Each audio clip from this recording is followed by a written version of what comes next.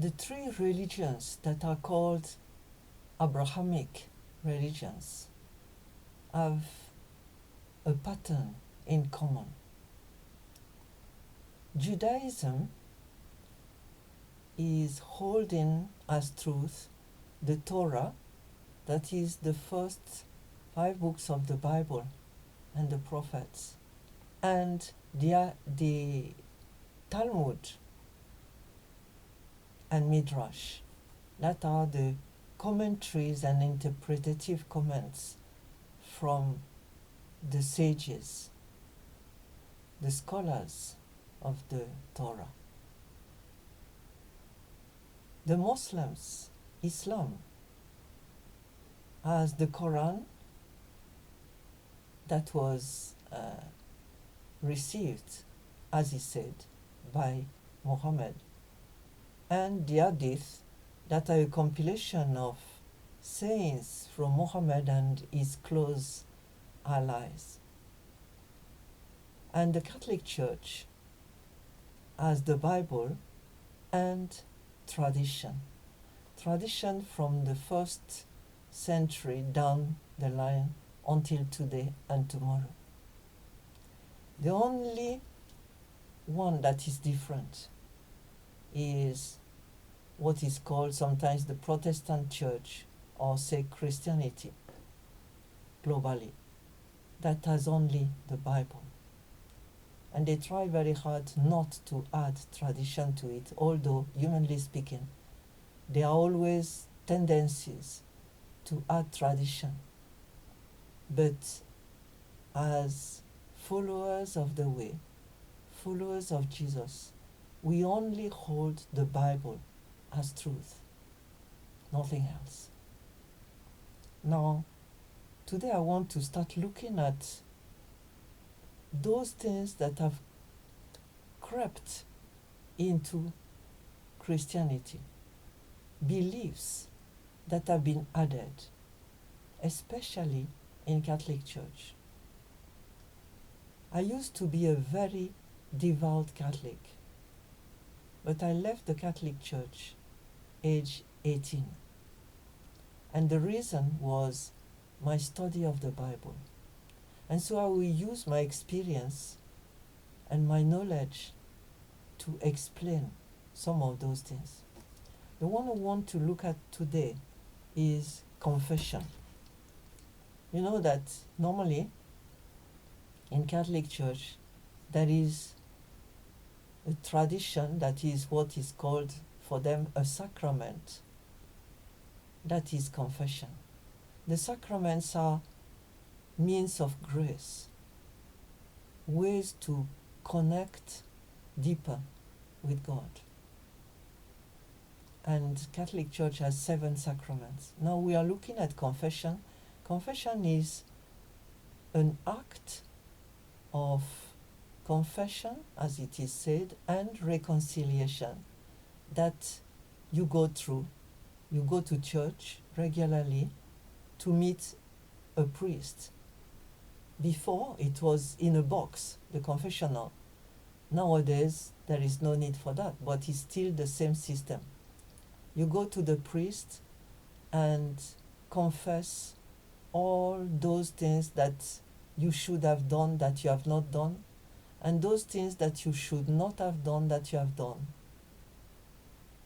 You are talking about your relationship with Christ. And you say, okay, I've stolen, I've lied, I've this, I've that. And you start, obviously, by saying that you regret all those things, that you are very sorry, that you don't want to do it again. The priest listens, and then after that, he prays a prayer of forgiveness over you, telling you that God forgives you. And then he usually gives you a penance to do, something to show that you are remorseful, possibly a prayer or some actions to do. And so in that sacrament, the priest is a mediator between you and God.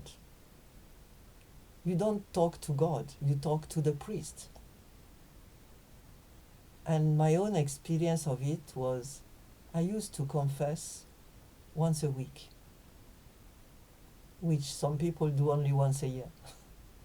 I used to confess once a week, and the problem I had was that when I came out of the confessional, I was so glad, so happy. Say, wow, I'm now clean. And then 1 week later, I was back to square one because there was no power in me to be able to not do all these things that I was sorry for. So those things I didn't want to do, I was doing them. And those things that I wanted to do, I didn't do them. And it's a common experience. Now, let's see what God says in His Word about confession. In the New Testament, it is written in James, confess your sins to one another and pray for each other so that you may be healed. Confess your sins to each other. He doesn't say confess your sins to a priest or confess your sins to a particular person. Also, the first letter to Timothy says that there is only one mediator, Jesus Christ. If we look at the story of the church, we find out that at the beginning, confession in the sense we understand it in Catholic Church today did not exist. People were confessing to each other, and sometimes they were public confessions.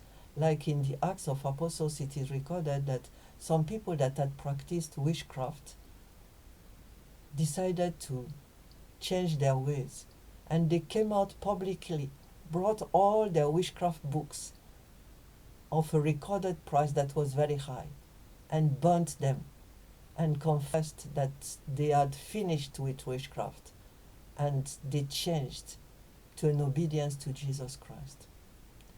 But we know that in the 3rd century, these public confessions had been continued, and then in 7th century, the Celtic and Anglo-Saxon monasteries started developing a practice of private confessions with penance proportionate to the sin, done to bishops and then to priests. In the 12th century, it is recorded that that practice had developed widely. And in 1215, the Lateran Council required that people confess to a priest once a year before taking the Easter Communion. And today, it is being done, although many people don't like the practice and try to avoid it. So what should we do? You don't need to go to anyone else.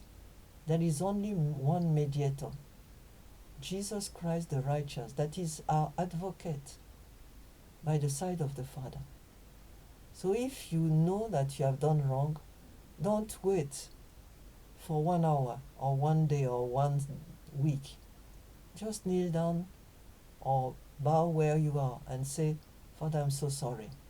Forgive me, Lord. Forgive me and help me not to do this thing again. And He will surely help you. Bless you.